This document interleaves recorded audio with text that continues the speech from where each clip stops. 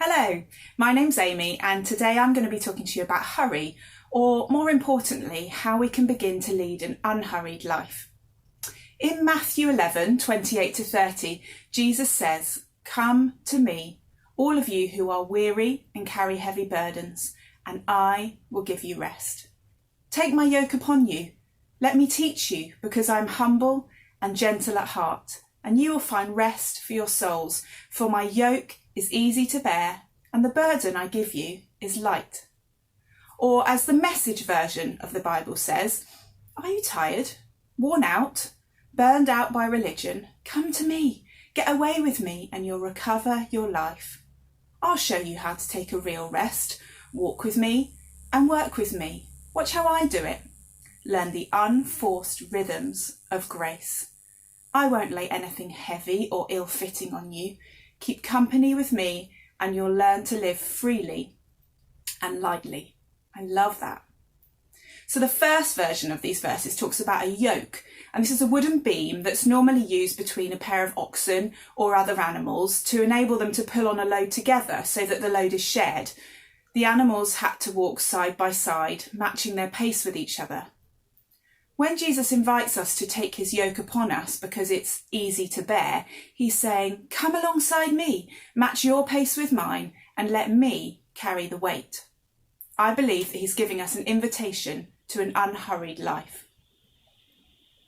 Dallas Willard, who's often been quoted in this series that we've been following, said, "We can become like Christ by doing one thing, by following him in the overall style of life he chose for himself.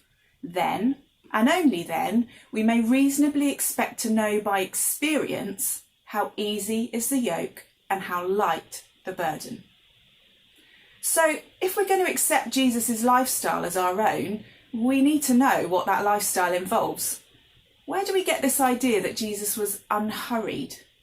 Well, I think there are many examples in the Bible of where we can see this. Firstly, Jesus' life was never so full that he didn't have time to spend alone with his Father.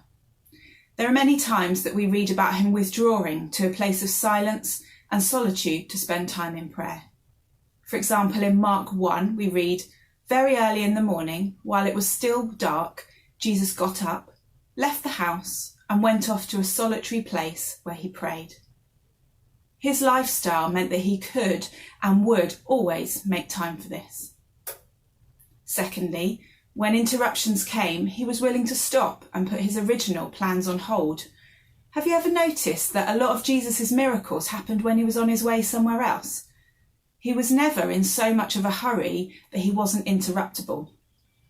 For example, in Mark 5, he's on his way to heal Jairus' daughter, but he stops to interact with and show love to the woman who was bleeding for 12 years, who's just been healed by touching his cloak. Jesus was present in the moment, present to the people around him. And I think it would be true to say that his life was full, but not overfull. He had a lot to do, but not too much to do. And this is often where the balance tips for us, when we've got too much to do and not enough time. Dallas Willard said, "Hurry is the great enemy of spiritual life in our day. You must ruthlessly eliminate hurry from your life." I'm not sure that would have been the first thing I would have gone to as the great enemy of spiritual life, but when I think about it, the reality is that some of my worst moments as a wife, mum, friend, colleague are when I'm in a hurry, when I haven't left enough time to get out the house, so I'm cross with the kids that they're not ready, but actually it's me that hasn't left enough time. Or when I'm trying to cram too much work into the time I've got, and so I'm stressed about getting it all done, and I take it out on anyone that comes near me. Hurry definitely doesn't bring out the best in me. Hurry and the love, joy and peace that Jesus models to us are incompatible. Hurry's so ingrained in our culture that there is even something known as hurry sickness. And this is a behaviour pattern that's characterised by continual rushing and anxiousness. Listen to these 3 symptoms of hurry sickness. Number 1, you move from one checkout line to another because it's shorter. Number 2, you come to some traffic lights and you count the number of cars ahead of you and you change lanes to the queue with the least cars. And number 3, you multitask to the point that you forget one of the tasks. Hands up if any of those sound familiar. Well, I need 3 hands here. I can relate to all 3, but especially that last one. And the reason I give these examples is to show that hurry affects, if not all of us, then at least most of us. The problem we have is to do with time, and the solution is not more time. If we had 28 or 30-hour days, the reality is we just fill the extra hours with more of the same stuff. We want to see and do and experience everything, but as humans, we have limitations. We're not God. And one of these limitations is that we have 24 hours in a day, and that doesn't give us time to see and do and experience everything. The solution to the problem is not more time. The solution is slowing down and simplifying our lives. So, if I want to match my pace with Jesus's, take up his yoke, and accept his invitation to an unhurried life, what does that look like? I'm going to look at 5 practices that are key to slowing down. Practice number 1 is Sabbath. For me, this has been the practice that has made the most difference in terms of altering the way that I do life and slowing down. We began practicing a weekly Sabbath as a family nearly 3 years ago after we heard John Mark Comer talk on it at New Wine. For us, that looks like putting our phones away, disconnecting from the world, having a feast on Friday night with our children and the others that live with us, where we light a candle, we take a deep breath, and we begin the weekend by sharing our highlights of the week. On Saturday morning, we have another feast, and then the day usually consists of lots of reading, naps, pyjamas until the afternoon, more food, sometimes a film together, sometimes a walk. We just try not to hurry through the day. If that sounds idyllic, it also includes arguments, tears, not always managing to be away from my phone for the 24 hours, and many frustrations. But I can honestly say that it changes the way that I see the rest of the week. I know that I can make it through the week because Sabbath is coming, and I then know that I can face the week ahead because I've rested. This practice isn't about a day off, so time to do housework, life admin that needs to be done in the week. That can be done at another time. It's about learning to stop, even when you haven't finished all the jobs on your to-do list, and rest and delight in God and those closest to you. When we choose to take a Sabbath, we're surrendering to God, and we're trusting that he'll keep the universe spinning without needing our input, and that he'll give us the time we need in the rest of the week to do the other things that he's asked us to be involved in. If you don't already take time for a Sabbath, can I encourage you to give it a go? If 24 hours feels daunting, why not try an evening or a morning or an afternoon? Put your phone away, plan some yummy food, be with close family and friends, and rest, leaving work for another day. If you consistently choose to do this, I think you'll see the difference it will make in your life. Practice number 2 is fixed hour prayer, or the daily office as it can also be known. And this is about pausing in the midst of your day to centre your thoughts and heart on God. For many, this involves praying at specific times, for example, morning, noon, and evening. It can be for longer periods of time or for short bursts in the midst of what else is going on. There are lots of resources available to help with this. I've recently been using the Lectio 365 app and a daily office book that goes alongside Peter Scazzero's Emotionally Healthy Spirituality book. In this, he talks about the daily office being like a mini Sabbath where we are choosing to stop, regardless of what else is going on around us and still needs to be done, and centre our thoughts on God again, slowing down and reminding ourselves not to hurry through life at a pace that means we forget to acknowledge God. In the Lectio 365 app, they usually start with this prayer. As I enter prayer now, I pause to be still, to breathe slowly, to re-centre my scattered senses upon the presence of God. What a great way to focus in on God.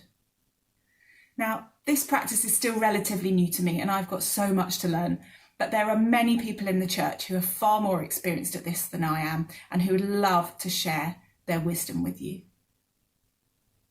Practice number 3 is having a fixed hour schedule, or rule of life as it can also be known.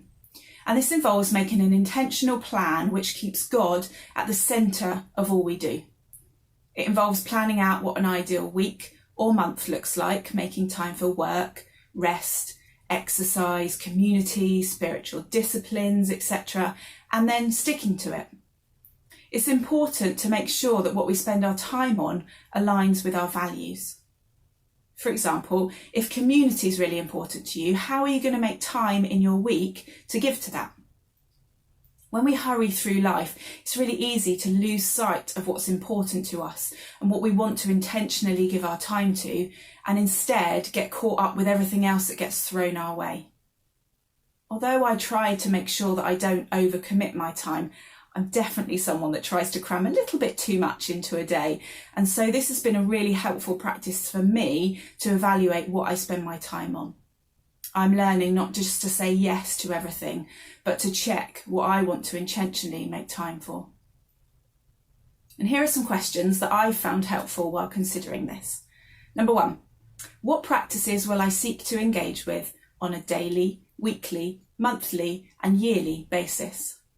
Number 2, how will I need to adjust my schedule in order to consistently choose these practices? Number 3, what arrangements do I need to make with those that I live with in order to prioritise these things?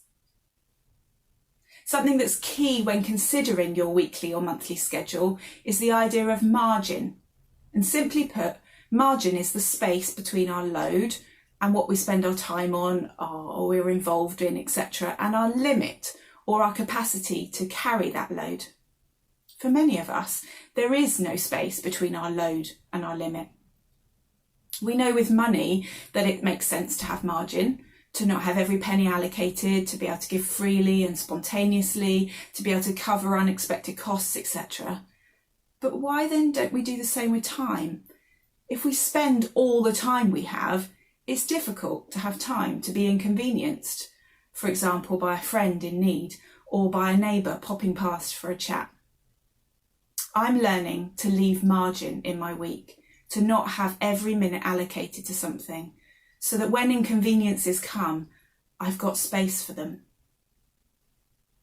Practice number 4 is simplicity or simple living or minimalism.